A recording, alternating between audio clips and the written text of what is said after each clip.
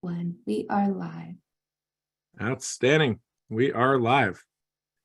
Good afternoon, agency builders. And maybe I even say today, good afternoon, master builders. I mean, all of you that are here to prepare to build better. I was thinking, Kyle, you were quoting Zig Ziglar, and I want you to say that quote in a minute. But, you know, it's one thing to have the will to win, right? Everyone says they want to win. It's another thing to have the will to prepare to win and to actually be willing to do all the hard work of preparation that leads to those results. And that's the few percentile, right? That's the Steph Curry's in his backyard throwing thousands of 3-pointers to have that kind of artful magnificence on the court. It's the Jordans, the LeBrons, all the great athletes across the board, the Williams, Venus Williams, Serena Williams, take it all the way across, right? Preparing to win, right? Getting that time. And so I'm really excited. What was your Ziglar quote on preparation?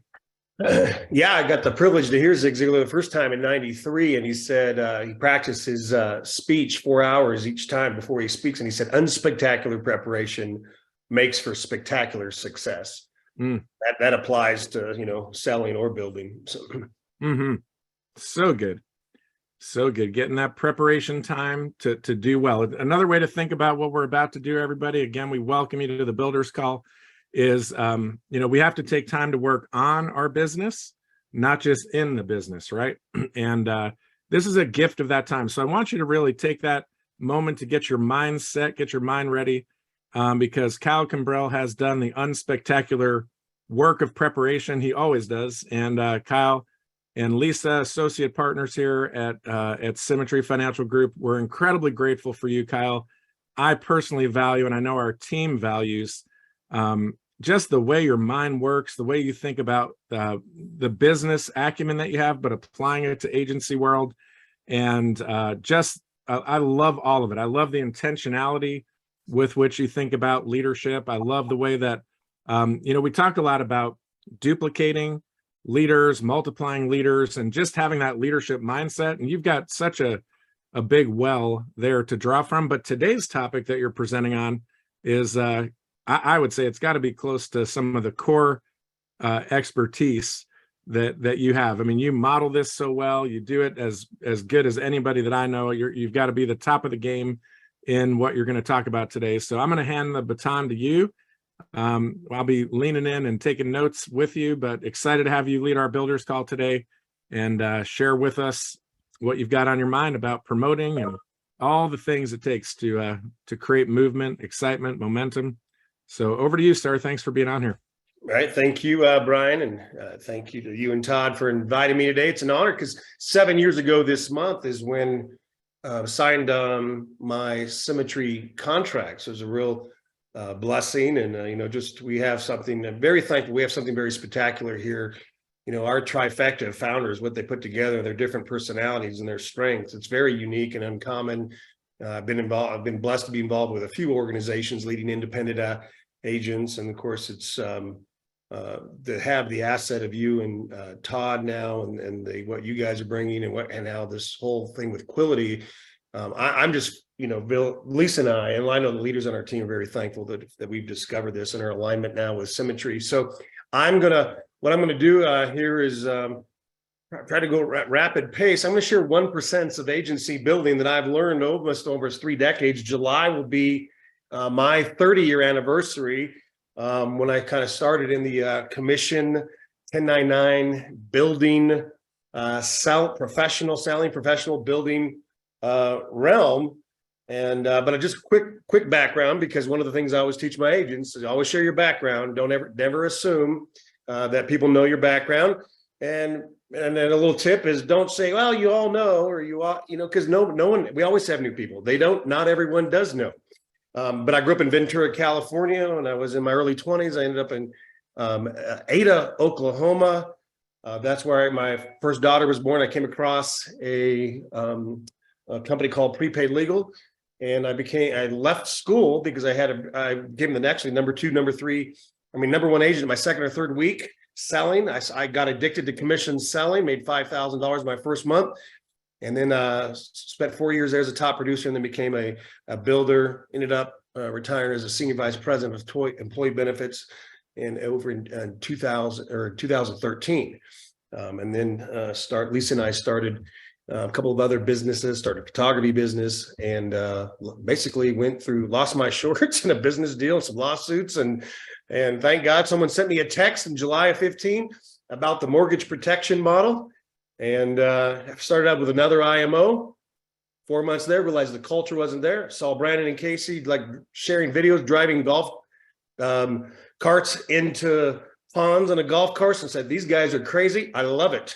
So I said, this is not the insurance industry as we know. And so and one of my attitudes is always, be effective, but have fun. And they exude that, especially with our core value weight. So it's a little of my background. And so let's just kind of jump into let me do one thing before. Okay. I just want to highlight one thing that you said already. I love that you pointed out just not assuming things about how you introduce yourself. And we think about influence of people, right? It's either increasing or decreasing, right? We can cause it to go up or cause it to go down. And that is one of the things that we call it undermining your influence, is actually sometimes what psychologists will call these like unsolicited denials, when we say things like, well, I don't want to really challenge you, but, and then we challenge them, or the assumptions that you're talking about, which is something like, well, you all know this about me, or you don't need to know this. It's good just to be confident and stand in that. So already that's a great takeaway for our builders call here, in how you're setting yourself up, telling your story, a bit about who you are, and love it. So yeah, it is important, whether that's live, in a corporate overview, or a training on a Zoom, because the bottom line is we have new people every day, right? So that's the goal. I do want to honor some of our leaders because Darren Stubbs, Tony Capistrano, Eric, Andrik, and Jaron, we all started this together, and then when I found Symmetry, they trusted me to come over, because I said, hey guys, I think long term we're going to be a better place here, and the reason that Lisa and I are equity partners and we're able to become equity partners in 24 months is only because Tony Capistrano became a direct in 17 months. I called him the Roger Bannister. And so what he did at a $5 million agency in his first calendar year is just uncommon. So just shout out to the leaders, because that was obviously a real blessing for us to start off with winners like that. Okay, 1% of agency building. One of the things I learned from Eric Warren, I may mention here in a second, but it was, everything in our business is about a collection of 1%. And so obviously, I'm not I haven't been in, the last time I've been in the field was January 17. So I'm going to kind of share some of the things that I've learned over almost 3 decades. But one of the things I learned from my mentors is there's 2 ways to learn: mistakes and mentors, right? I love the quote, experience is what you have after you needed it. That's when we pick up the phone dialing, whether it's the recruiting, running ads, agency support, working with carriers. We all make mistakes. Mentorship, the reason that we're so big on that, and in the independent, and when supporting salespeople, is because as one of my mentors, Dr. Murdoch, says, mentorship is wisdom without the pain. So I'm going to fly through some things that hopefully help eliminate some of you in agency building with less pain. Right? Okay, I'm going to share 6 fundamental principles that Lisa and I operate, 3 things to master, and then I'm going to wrap up with a couple of wisdom keys. And Brian, you can feel free to. I'm an interactive teacher, so I don't mind if you want to interrupt me or ask a question. But one of the things that I learned, I had the blessing of working with Eric Worre and Jeff Olson. Many of you know Jeff Olson for 11 years, Eric Worre for 4 years. They're both consultants at Prepaid Legal Shield.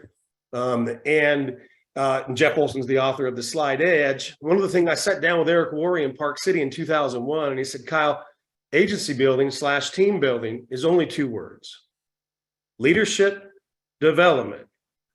That's probably right up your alley, Brian, right? So you love that. Close to home. And here's the thing about creating leaders. It equals time freedom. Right? So, and the whole goal, one of the agents I first recruited actually in the mid 90s was a lawyer, assistant DA. And he said, Kyle, your goal is to create leaders so strong, if you were to walk away from the business, it wouldn't affect your business. And that's the goal here. And we see a lot of examples of that already.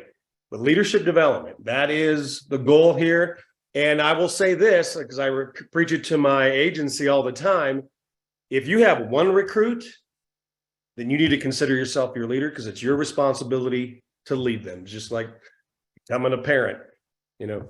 So here's another fundamental that we operate by, and I think I started implementing this kind of cornerstone since maybe in 1998, but massive action plus massive communication plus time equals massive passive income. The whole goal here in the Symmetry model agency building is, we don't want people in the field. We want you to create passive income. We want you to have that time freedom. That's where the name, I think, Symmetry came from, the goal of the founders, right? To have that balance. But it is massive activity. And if you're, as a professional builder, even more than someone that's a top producer, you need to become a massive communicator. I communicate through email, phone, text messages, probably the most, whether it's WhatsApp, band, crew. I got all different agency owners that have different things. I have a list of, key leaders, top leaders, prospects, the combined leadership group, the agency owners, the top 6. It's just a massive communicator, and it's never going to stop if you're going to lead people. Leadership really is all about communication. The more you communicate, the more you have a presence, the more you're going to increase your leadership. All right. And then here's another philosophy that we have, a principle. One of my big cornerstones is leverage everything. Remember the definition of leverage. If you remember, I don't want to assume that you know it. Leverage, the definition that we use and I teach, is its productivity without your time involvement. Right. And so leverage like this agency building, if you had a new builder or someone that just recruited someone, all you have to do is promote them to be on this call every week, or the national call, your weekly huddles, or whatever it may be. And now you're having experts that are seasoned, that are successful, teaching your agents without your time involvement. That's productivity. Leverage everything. And leverage, again, is productivity without your time involvement, and it could be a virtual event, webinar, corporate overview, whatever. Your job is just to promote. Now, just a reminder, understand the difference between recruiting and building. Recruiting is like giving birth to a baby. Building is raising that child to at least 18. And that's the attitude I have. One of my pet peeves, if you were going to bring someone into this business, don't bring in, a bunch of recruits and then decide that now you don't want to invest in their livelihood, future success of their business. I have a real challenge with that ethically. And there's a big difference. Recruiting's part of building. Building is a massive topic that we could talk about. And there's a lot of skill sets. And today I'm just sharing some of the building tips that I've implemented and learned from some tremendous people in my past. All right. Now, here's another principle I have, just because Lisa and I like to operate in the law of sowing and reaping. One of our mentors, Dr. Martin, said we went to a seminar, I think in Orlando in 2006, and he said he has a goal for him and his wife that they want to reap a harvest every day. And so therefore what do? They try to plant a seed every day. I just wanted to share with you the definition of a seed, how I look at things. Seed is anything that benefits another person. Harvest is anything that benefits you. One of the principles I've learned about seed, though, is that usually you have the component in there, time, in the middle, right? Just because we plant a seed, there's usually, you're going to have time in the middle. We don't, that harvest sometimes could be in the same day, sometimes it could be years, but that's just a great thing to implement. And what we do in this business is we plant seeds every single day. And as we know, not everything is always a harvest, but that's something that we implement personally and professionally. The other thing is, I'll tell you this, what a great thing, just love people. That's just putting others before yourself. When Lisa was in the field, I started an internal private agency Facebook group when we started in the summer of 2016. Lisa was in the field for the first 13 or 14 months before we retired her from going out in the field. And she loved going out. That's when we were still in home. And she loved going out there. And then she would meet with clients. And then she would always, oh, as I was blessed to meet with this person. And then she would share her sell, right, and inspire the other team. And she would always put this hashtag, love loving on people. And I'm just telling, if we have a great culture here at Symmetry. We're really blessed. And you see that throughout, what we do and our core values of serving others and being good in the world. Implementing that has just been a real principle of us. And ours, and it makes a big difference. It reminds me of one of my mentors said, imagine everyone you're looking at, and they're wearing a t-shirt and it says, make me feel special, or make me feel important. And when you can unconditionally look at others before yourself and love them, that's really what you're doing. Recognition ties into that, Can I chime in on that? Can I yes, go ahead. Since you invited me, I mean, I think if we go back to your last point, just making people feel special. I mean, we have people who put on a clinic about this here all the time. I mean, I think you're a great example of it, modeling that on your calls that I've been on. Also, think about just even it starts at the founder level. Think about Brandon and Casey. Look at how they spotlight people and how they call people up, and celebrate people. I think our leading resident expert in it is Todd Spivey. Look at how he edifies and encourages and calls people up. Like, we've got people that just literally put on a clinic, and thankfully it's all throughout the DNA of the company, as you're pointing out. And so it's really important, especially those of you that are new, first of all, to know that that's genuine. It's actually coming from the heart of the company and the DNA of the company. And to learn, because not everybody is focused on other people, right? To learn how to do that. So really important stuff. Keep going. I want to take fuel out of your yeah, well, no, I mean, well, but it does, and you understand this probably more than most, Brian, but the culture flows from the top down. And we saw that from the beginning. The uniqueness again of Brandon and Casey and Brian. And as those of us that look at this as a career path and building a legacy business and agency owners and above, our job is to protect this culture. It really is. And we have something uncommon. I use the word uncommon a lot, uncommon leader, uncommon performance, right? But we have an uncommon culture here. And I saw that right from the beginning. Again, I had 22 years of experience before I came here in leading independent agents. So I wasn't a novice. And I realized that right away. Doesn't mean I made some mistakes or haven't made mistakes, but this culture is significant in our financial industry, and it is really uncommon.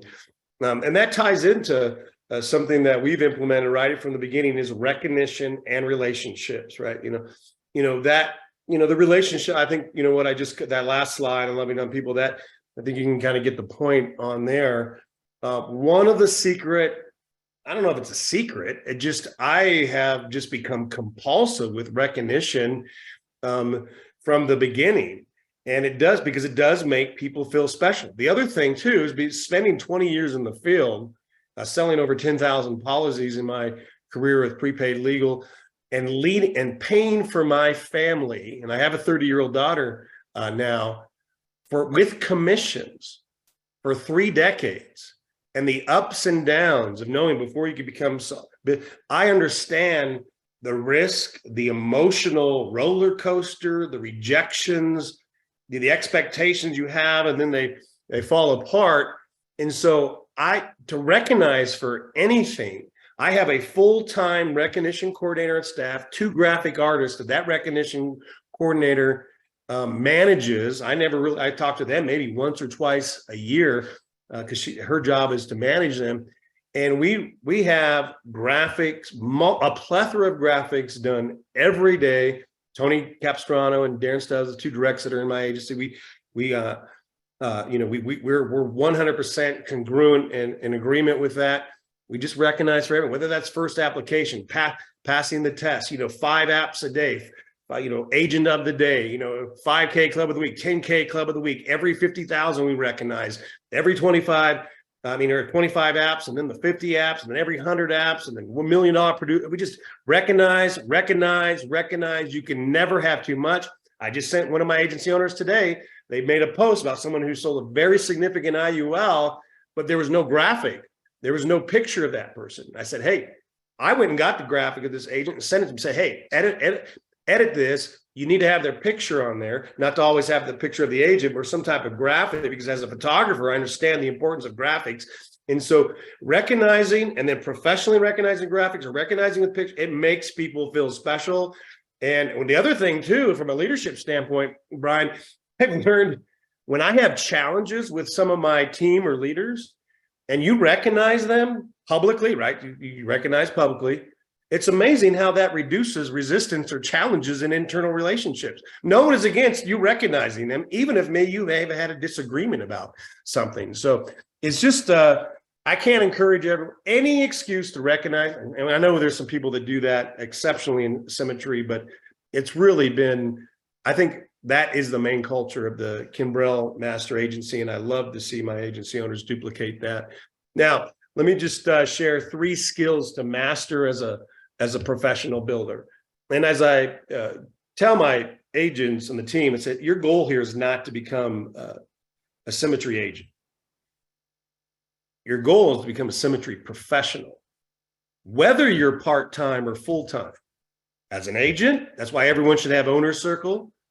I have a real challenge with people that don't have that if you're in the field, because you should have an online presence, less than $500 tax write-off, and you could have up to 10 emails and the multiple websites, recruiting website. You have the professional presence, and when they change things, you don't even have to do anything. You don't have to host it. That just should, I mean, if it was up to me, I'll be honest here, I would make it mandatory for every agent, the owner circle, especially with the goals of quality and where we're going and investors looking at us. But that's another topic. All right, 3, be a professional, whether a builder or a professional agent, right? That's the goal. Part-time or full-time, master the art of promotion. In my opinion, this is the #1 thing that would help the average or every agent to master, because it is, applies back to leverage everything. You are promoting. Well, actually, let me go cover that. There are 3 things that you should be promoting. And the #1 in the promotion is you promote events, right? This is an event. The corporate call is an event. Denver conference is an event. Your huddles is an event. Your weekly meeting is an event. A corporate overview is an event. A boot camp is an event.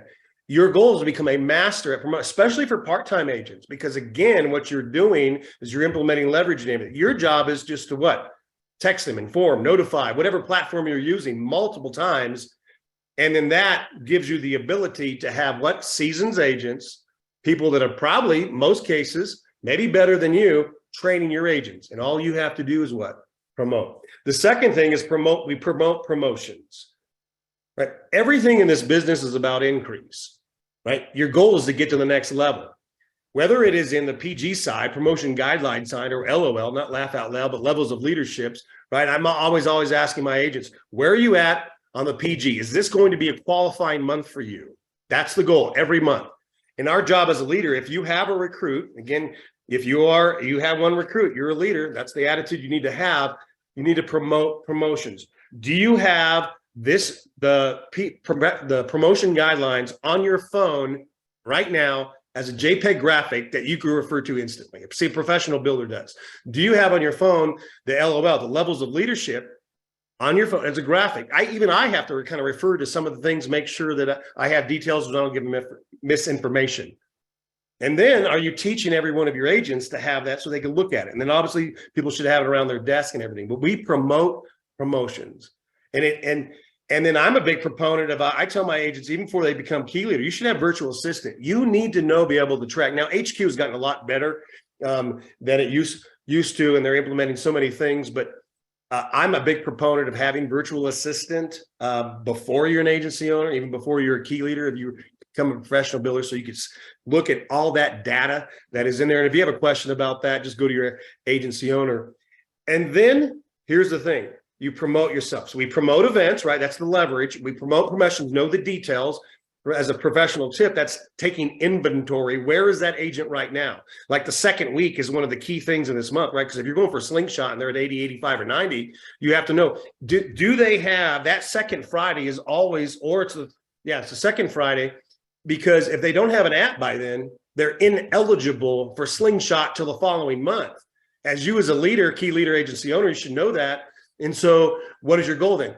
If they do not have a new agent at 80, 85, or 90 does not have one by the second month, they're ineligible for Slingshot. So what do? You immediately pivot to the traditional way, moving up the 2-month way of the promotional guidelines, 2,500 if they're brand new. Hey, we can still get 2,500. People come into the last, we have a new agent that came in yesterday or 2 days ago. The whole goal is 2,500. Hey, you can make this a qualifying month. Next month, 2,500. Wow, July, you're going to have a promotion. Promotion, and then promote yourself. You should have in just a massive passion to increase yourself. I'm a big proponent on the first instruction. The first instruction, a lot of people realize, whether you biblically are into Genesis or the book of the Bible, it's people know this quote: "Be fruitful and multiply."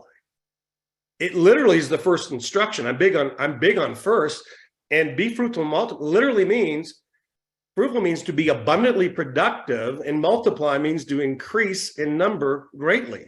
I just believe that's part of the DNA in human beings, primarily because it came from the first instruction, right? And we are so blessed to be in America because we really can implement this. We have more opportunity probably than anywhere else in the world. So promote yourself. Have the attitude. So, you know what? I'm going to be abundantly productive and increase in number greatly. Now, the other thing too is promote yourself. Let me flip that on you. One thing I was learned from one of my pastors: never promote yourself. I'm talking about the humility side, right? Always use third party. If you need to be edified, make sure someone else is doing that for you. And that's just implementing humility. And in fact, Brian, I think your good buddy, Mark Herenshaw, at least it was telling me, she took one of his classes. I believe his PhD was in leadership humility. Is that true? Yeah. Him and I both have the same degree, except he focused on communication and how leaders need to power down, and actually what happens when power is in the room, and how sometimes you've got to take that gravitas that you have as a leader and kind of strip it down and enter at a place of humility, which is true, right? I mean, the more you know, the more you realize you don't know. So, yeah. Well, and good. That goes back a few decades or millennials, right? First shall become last, and the last shall become first. It's a great thing to always just focus on, and it goes back to loving people, and agency building. Just focus on other people, right? And it's amazing the magic that is. And speaking of magic, master the magic of third party. Ain't no party like third party. This is another skill for a professional builder. And I believe I have three quick tips on how you can implement three-way calls. Remember the stranger's always the expert. That's the psychology of third party. The challenge when you begin to start working with people is familiarity is dangerous. Right? So when you start dating, and then you're like, oh my gosh, everything, and then 90 days in, you're like, oh, that person has a flaw. Well, even when we work with leaders, we do the same thing, right? You begin to work with people, and then you're like, oh man, maybe they're a little rough around the edges, where I've been in the past, whatever. So we use third party. Just like if we ever have a Zoom, right, and we have a guest speaker, why does the attendance always increase? Because it's third party. Right? People want to hear from the strangers, the experts, because the stranger is always the expert. But here, just really quickly, three different types of third-party Zooms or calls. You could be the number one, probably prospect, right? We use third-party for agent prospects. The one that I'm involved the most is welcome calls. In fact, I was on one, a welcome to someone who's just a team leader, had 22 agents to introduce Lisa and I. I'm big on this. I have this slide in our master huddle every day. Make sure you're introducing them to agents in the hierarchy or other agents and leaders. It's so important. It helps with relationships. It helps with attrition. And then there's assistance. Lisa does this a lot, where she loves DFL and permanent insurance products. She'll help agents across the country. She'll be on with the prospect, she'll be on with the agent, and then she's using some of her experience, right, to help that person. So those are just master third party, and you should always have at least 3 people on those Zooms that we use more than we do calls. And then if you're new agency builder, here's a great goal. Participate in 3 weeks. So, I'm going to be involved in 3 third-party type Zooms or calls a week. Now, if you teach that and it duplicates, and many people do already here, but this is something I think we could always improve on. All right. And then master the art of edification. Edify. Obviously, we know that positivity already goes down. Negativity goes up. You can never edify enough. And I realize that there are challenges, right? Just like we have challenges sometimes on Thanksgiving, we have family members show up, right? And you're like, and then it might be hard to edify, or they're just relationships are challenging when you're dealing in the people business. And so yesterday I was telling my team, I said, we're like a family, right? Got to be real, right? The goal is still have dinner every night together, whether we have disagreements or not, but always edify publicly. And again, I think, Brian, you made a wisdom comment at the agency owner, Academy in November that I was at, I believe, and just, you're like, hey, be cautious, don't do it, just be careful about saying stuff publicly or in front of other people, and negativity, positivity, edification. When you do that, man, that is a seed in itself.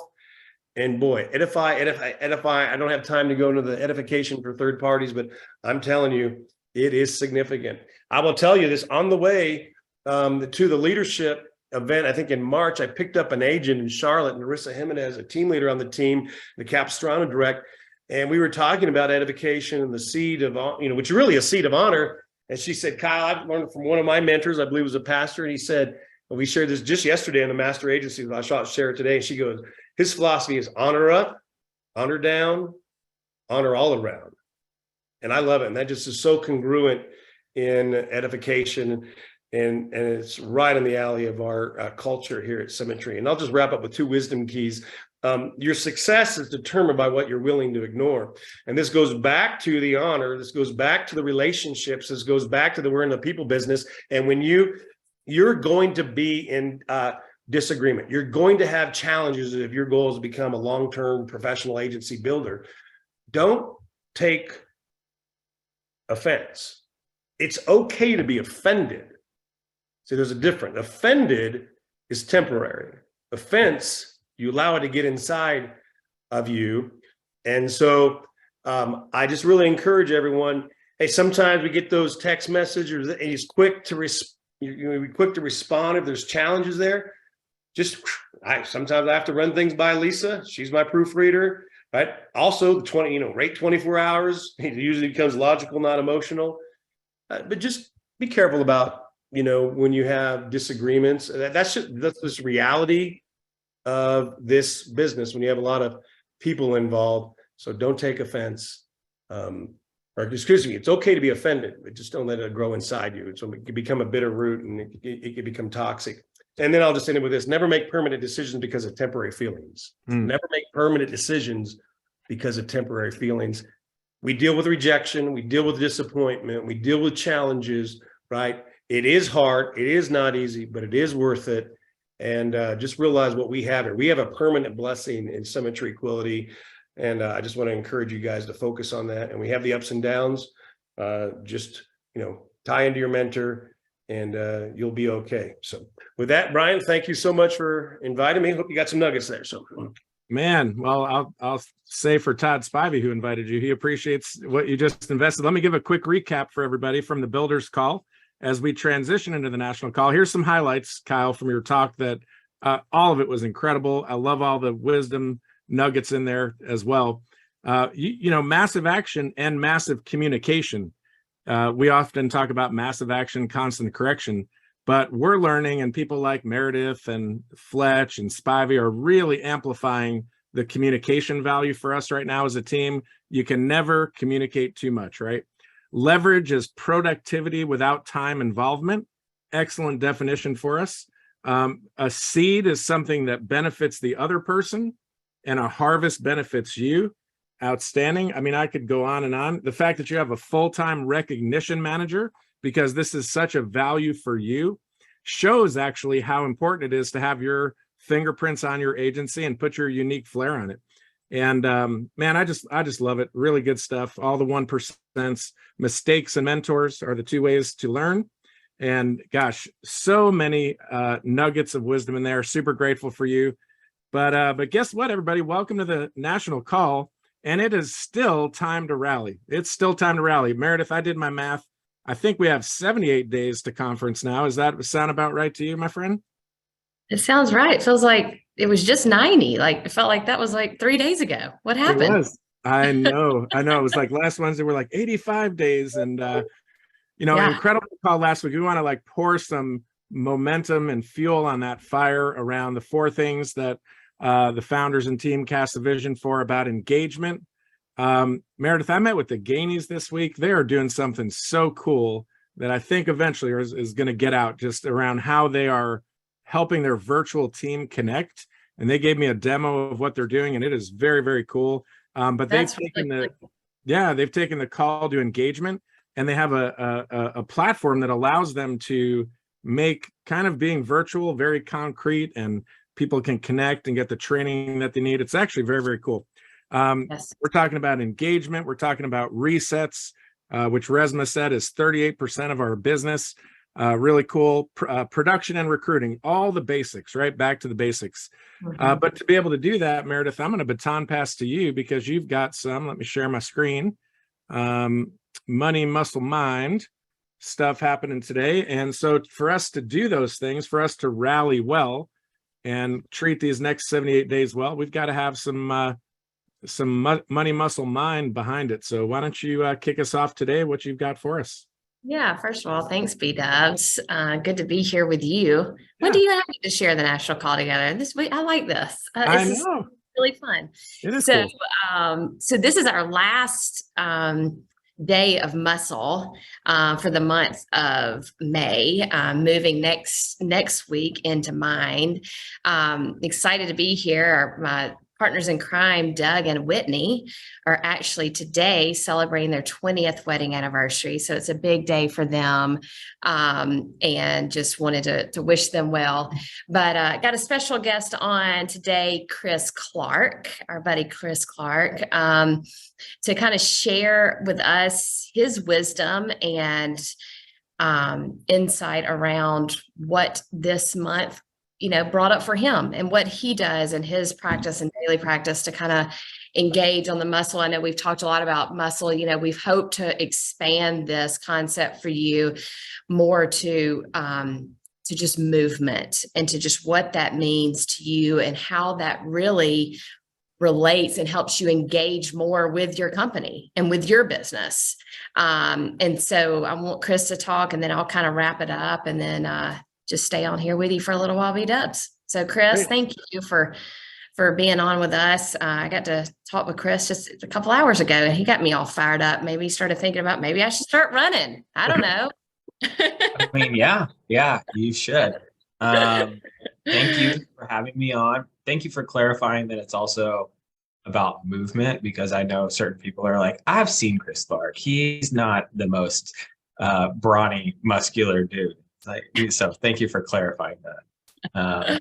But no, I appreciate it. I was, as I was telling you, I was asked to be on, and I was thinking, okay, this is probably about running. And I felt like weirdly insecure because I was going to talk about what is probably one of the most divisive exercises, right? Like people are like, oh, I don't run. I hate running. And then other people that love running, they'll be like, yeah, that's the point. That's why you do it, because you hate it, or because of the complicated aspects of it. And you said something to me when we were talking just earlier today that I was trying to play it cool when you said it when we were talking on the phone, but you were like, yeah, I truly believe I have a theory that I'm going to quote you back to you. Right. Yeah, it's got to feel good. Sit back. I have a theory that motion metabolizes emotion. And I was like, oh yeah, cool. And in my head, I'm having a full-blown revelatory moment, because it was just such a profound way to describe if we're exercising and we're moving our bodies in the most like appropriate way, yes, there is absolutely the physical health benefit. There's the cardiovascular health. There's, the neuromuscular aspects of it. And as I was telling, like neuroplasticity and all these things, but really the metabolism, and what's important to understand about metabolism, like in the definition, is like breaking things down to its constituent parts, so then you can rebuild it back into something useful. And I cannot advocate the value of running enough and what it's meant to me. So work with me here on this. If I get a little off track or a little long-winded, please let me know. But, running has always been a partner to me. Like, it is a deeply ingrained part of who I am. And it's a part of my identity. It used to be that I was a fast runner. I can't hang on to that identity anymore. I've aged out of that. I'm not fast anymore, but it was always something that was there to me. And as I was saying to you earlier, that it's always been there at different points in my life to serve different purposes in my life. Young, angry teenager, you express it through just running as fast and as hard as you can for as long as you can, until your hands shake and you have to collapse on the infield and throw up, and that whole thing. That was a vital part of my life. And then it provided a conduit for me to seek higher education and have a place of camaraderie and being a member of a team. And then you age out of that, and it becomes something that you do to process the burdens of the adult world and the beauty that you can have in the loneliness of being out there for a couple of hours and just processing your thoughts. And now the current relationship that I have with it is it's complicated, as all important relationships are.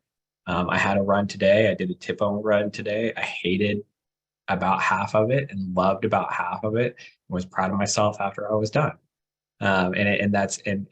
That conversation around choosing to do something, even though it's maybe not easy, maybe it's not thrilling at first, is such a one-to-one analog of what we do here at the business. And the conversation around endurance, and the thing that I think you pointed out that was really interesting was like, let's say you're going to run an ultra marathon, right?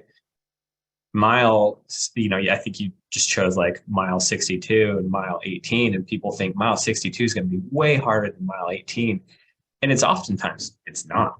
I mean, as a man who is approaching 40, much faster than I would like to admit, usually the first mile and a half is about the hardest for me, because my feet, my ankles, and my hips hurt, my knees hurt. And so it's just getting into that rhythm. The other thing that I think is really important, and it goes back to the powerful engagement. He's just like, this is not a marathon. This is a series of sprints. And I love that, because you can build a good base of fitness by going and suffering at a steady pace over a period of time, but you can't truly be fast until you spend time on the track doing short sprints. And that I can't say enough about how the lessons you learn in running are just so directly applicable to what we do here. Mm-hmm. Yeah. I think, what I want to just drive home is just anyone that's sitting here listening, the goal of this whole month is not to say you need to become a runner like Chris Clark. That's not this. You might need to be, you might want to be, that might speak to you, but it's understanding that, just the metaphors and how it relates, but also if movement creates movement. We talk about this a lot. Just when you break it all down, we're just energy, right? Y'all have heard me say that 1,000 times. And if we want to see movement in other parts of our lives, we've actually have to start moving, right? And just moving our bodies. I think it's so important. Just the 1.5 miles is the hardest part in the beginning. My dad told me this a long time ago, Meredith, begin and the rest is easy. Yeah. And that is so It's just so many things we do. If you're building a business, if you want to recruit, if you're like, should I go to this conference? Like, just sign up, just begin. And then movement happens. And then you realize, what was going on in my head was way harder than articulating it in my body. Right. And so that's, I think, what your message is like, we think it's always going to be fun. We think it's going to be a thing. I have not done long endurance running. I have done some endurance hiking, and when I first started on that journey, Chris, you're probably the same way. It was like, I've never ran or walked 6 miles. Right. And then you walk 6 miles and then there's something in your mind mentally that happens, talking the neuroplasticity, it clicks. There's it happens. And you're like, well, now I can do that. Right. And so now I want to go to 8 miles, right? And then once you do 24 miles, now you're like, I'm just going to go do 6. I'm just going to do an easy 6 today. And so I don't know if you wanted to expand on that, any of just kind of what that was like for you. No, that's perfect. And I mean, I think the one-to-one metaphor of like, oh man, I've never even written an app before. And then now I'm going to write 5 apps in a week. And then these greater conversations where, I'm just gonna do a shakeout. I'm just gonna, I'm gonna do a casual 5 mile shakeout, just no big deal, conversational pace. When at some point in time, for all of us, that is a gigantic task. And man, I'm putting a target on my back as I say these things. I'm fully aware that I'm gonna walk into a conference and someone's gonna be like, "You want to go for a run?" I'm like, no, I don't. But the thing that you really learn is that these the suffering in our mind that we have, not the suffering that we have in reality, right? Like, pain is inevitable for sure. At some point in time, if you're doing anything, pain is going to be inevitable in the business, in long distance hiking, and running, whatever. Pain, but the suffering, like the choosing to suffer, that's an option.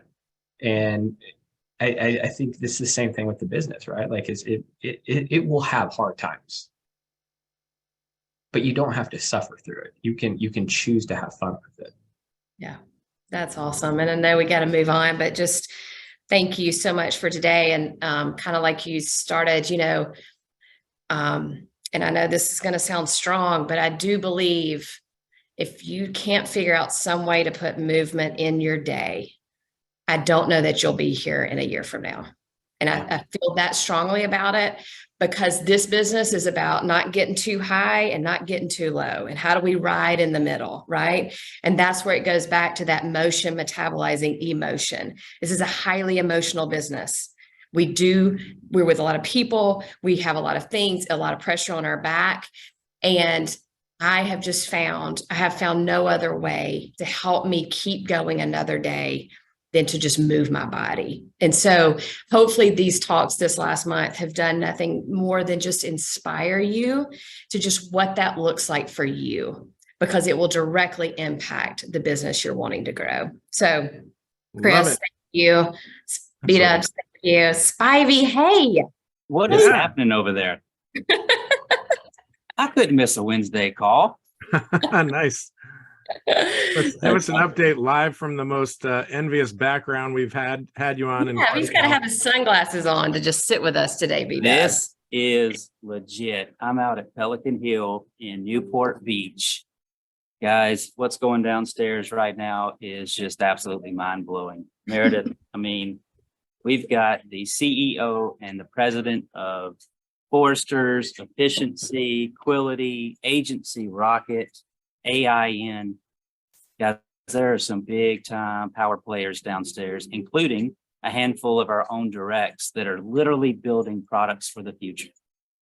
Imagine in about 6 months, if you all woke up and you were able to write a DFL policy and you got paid and it was issued, it was instant decision, and everything about it felt like mortgage protection feels right now. That is what's being created downstairs as we speak. It is going to be a game changer. We are all systems go to hopefully have this thing dialed in by Denver.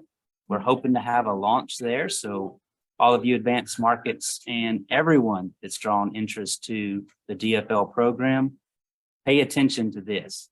But it's not just about this one product, B-dubs. The minds downstairs right now are actually thinking of 7 other different scenarios and products that can be based out of the technology to truly make the most seamless platform that anybody that sells insurance is going to want to be a part of the Quility family. Love it. That's exciting. Very I know cool. you guys got to jump into it and get to the leaderboards. I just wanted to hop on and say hello. I actually am going to go play that golf course here in a little bit and Good. take Matt Berman and be They the never seem to CEO. forget, they never seem to forget our core value of having fun and getting it That's done. right. We got up early at 7:30 and got after it. And so about 1:30, we're going to be out there on the golf course talking some trash. That's Um, all, buddy. But Casey and Brandon did want me to check in, guys, and just give you a couple reminders. Make sure you're getting your hotel rooms booked through the block hotel rooms that we have out in Denver. We need to make sure that we're continuing that push. We're continuing to see record weeks. Keep those text messages going directs when your team has a record-breaking week. We're excited to see that. It's all hands on deck. This is the biggest thing the founders wanted me to make sure I conveyed to you all. It's all hands on deck. We've talked to the AOs, we've talked to the advisory board, we've talked to all the directs. Biggest push ever leading into conference. We can't tell you all of the reasons why it's so important, but I can tell you it is the best thing for your business to lean in. What does that look like?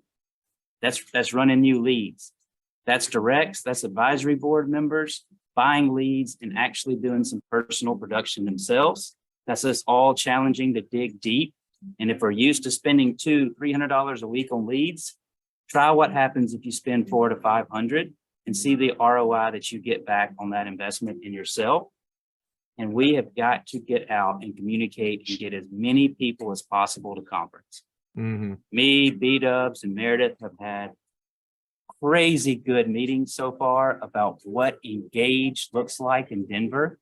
Yep. And let me tell you, it is going to be a conference experience that hardly anybody will ever be able to replicate.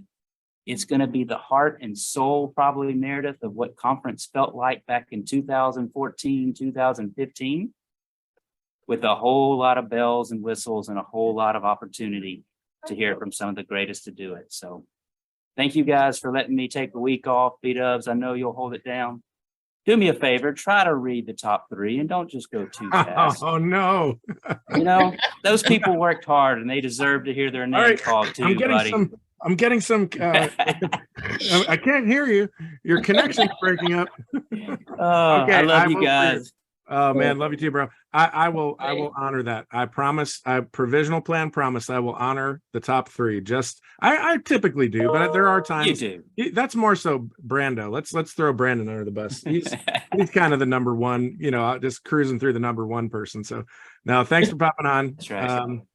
Appreciate you a lot. And probably, no better transition into the time to rally theme that